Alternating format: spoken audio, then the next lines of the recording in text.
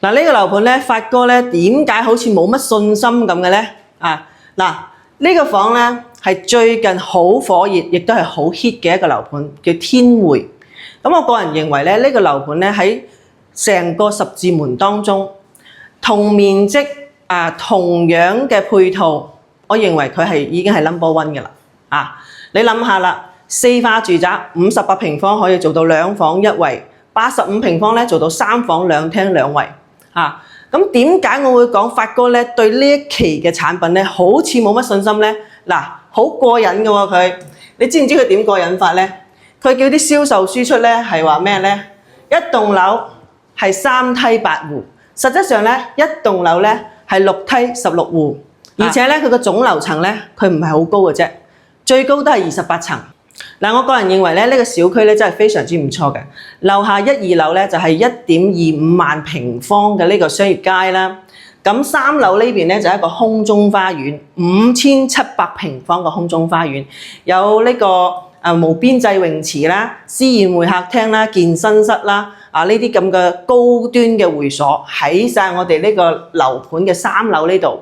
咁再加上咧就係佢個戶型咧，其實而家嚟講嘅話咧，喺整個片區對比同面積嘅戶型嚟講，咁呢個係好有優勢嘅，因為58平方做到咧就係2房1衛，佢個實用率咧去到95%。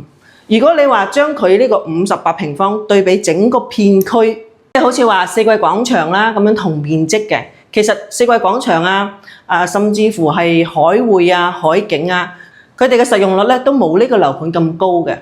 咁要談一談佢有啲咩缺點咧？就係咧呢個位置，南灣大道一定係好嘈，同埋佢個戶型缺點係咩咧？唔係客廳出陽台，但係你放心喎，仲有一個小陽台，即係生活陽台俾到你嘅。呢個咧就係我個人認為要談嘅地方，其他咧都冇乜㗎啦。你睇下呢個位置。一出門口呢度就係公交車站，大概咧你如果係步行咧870米咧，直接就可以去到華發商都，甚至咧呢度700米左右，你就可以享受到呢度嘅商業㗎啦。無論係交通商業生活配套都係非常之方便嘅。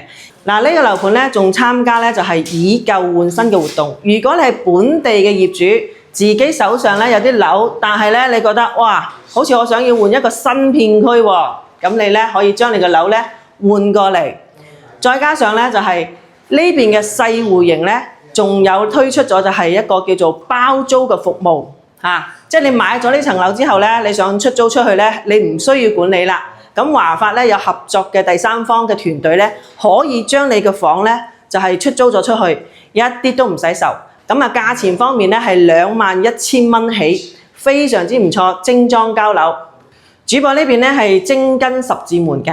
咁如果你對於我哋嘅天匯係冇乜興趣嘅，又想咧喺我哋十字門呢邊咧買啲好平靚正嘅房咧，咁主播呢邊咧準備咗一份咧就係十字門嘅買房攻略，仲有咧就係二手房嘅筍盤資料。